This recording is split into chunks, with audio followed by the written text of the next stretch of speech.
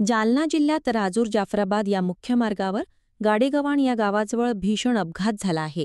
याविषयी सविस्तर माहिती अशी की छत्रपती संभाजीनगर जाफराबाद च्या दिशेने जाणारी कार क्रमांक MH20EE 8382 ही कार भरधाव राजूर जाफराबाद मार्गावर जात होती.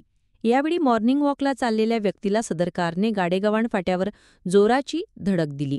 या दरम्यान कार चालक कार घेऊन पळून जात होता. या गडबडीतच सदर कार रोडच्या काही अंतरावर असलेल्या एका शेतकऱ्याच्या विहिरीत जाऊन कोसळली.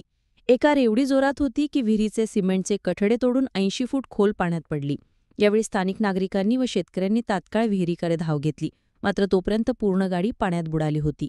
याची माहिती नागरिकांनी तात्काळ हसनाबाद पोलिसांना, टेंभुर्णी पोलिसांना दिली. पोलिसांनी तात्काळ घटनास्थळी येत बचाव कार्य सुरू केले. मात्र पाणी जास्त असल्यामुळे विहिरीतून गाडीवर काढण्यासाठी व बुडालेल्या प्रवाशांना वर काढण्यासाठी पोलिसांना व अग्निशमन विभागाला अडचणी निर्माण होत होत्या. 7 ते 8 घंटे अथांग परिश्रम करत पोलिसांनी, स्थानिक नागरिकांनी व अग्निशमन विभागाच्या कर्मचाऱ्यांनी तसेच पैठण येथून आलेल्या तरुणांनी हे सर्व मृतदेह वर काढले आहे. यामध्ये 2 महिलांचा व 3 पुरुषांचा मयतामध्ये समावेश आहे. त्यांची नावे 1 ज्ञानेश्वर भाऊसाहेब टकले, 2 निर्मलाबाई सोपान डकले, 3 पद्माबाई लक्ष्मण भांबिरे, 4 ज्ञानेश्वर लक्ष्मण भांबिरे, 5 तर एका मयताचे नाव कळू शकले नाही, अशी माहिती जालना जिल्ह्याचे अप्पर पोलीस अधीक्षक आयुष नोपानी यांनी दिली आहे.